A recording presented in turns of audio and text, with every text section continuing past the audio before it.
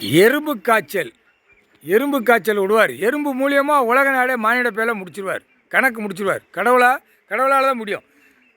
எறும்பு காய்ச்சல் வரும், நாய் காய்ச்சல் வரும், குரங்கு காய்ச்சல் வரும். இந்த 3 காய்ச்சலை இப்போ திருப்பி எடுத்து ஏட்ட பார்த்து விட போகிறாரு. ஏன்னா ஜாதியாக மதமாக வச்சு பூமியை பாழாக்கி பாழாக்கி போகிறான். உன் உயிர் வாழறதுக்கு என்ன, அது விவசாயத்தை பூரா அழித்து எல்லாம் கட்டட பில்டிங்கை போட்டு குளத்தை அழித்து எங்கே என்னென்ன அழிக்கணுமோ அத்தனை 2ஆம் நம்பரை திரித்து இவ்வளோ கணக்கு போட்ட கணக்கு இவன் பார்க்கலான்னா அப்போ என்ன அர்த்தம்ட்டார். இருக்கட்டும், எவ்வளோ நாளைக்கு ஆடட்டும்ட்டார். டைம் வரையில் எல்லாம் நெருக்கவுட்டு வரையில் பிடிச்சி உள்ளே தூக்கி தள்ளுவார். அந்த டைம் தான் வரும். அது கணக்கு வச்சுருப்பார். இராணுவம் முப்போட வானரப்படைகளாக எல்லாம் ஒண்டிச்சு ஒன்றா ஆக்கிடுவார். ஒன்றா ஆக்கி எல்லாம் டெல்லியிலும் தமிழ்நாடு வரைக்கும் அடைச்சிடுவார். ஒரு விமானம் போகாது, ஒரு ஏர்போர்ட்டு போகாது, ஒரு கப்பல் போகாது, எதுவுமே போகாது. அடைச்சி விட்டுட்டு எல்லாம் உள்ளே அடக்கிற அந்த பேப்பரை வச்சு பிடிப்பார்.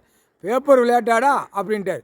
வெளிநாட்டுக்காரன் பூரா இந்து, முஸ்லீமு, கிறிஸ்டின்னு. வெளிநாடு இந்து டெல்லியில் தமிழ்நாடு வரைக்கும் கிடக்கான். இந்து இவனாக வச்சது படைக்கு ஒரே உயிர்ட்டார். இந்த கிறிஸ்டின்னு முக்காடு தொப்பி தாடி இந்த 2 மதத்துக்காரன் வெளிநாடு பூரா வச்சு பூரா டெல்லியில் தமிழ்நாடு வரைக்கும் அழிக்க வெறியில் காகித பேப்பரை இறச்சி விடுதான்.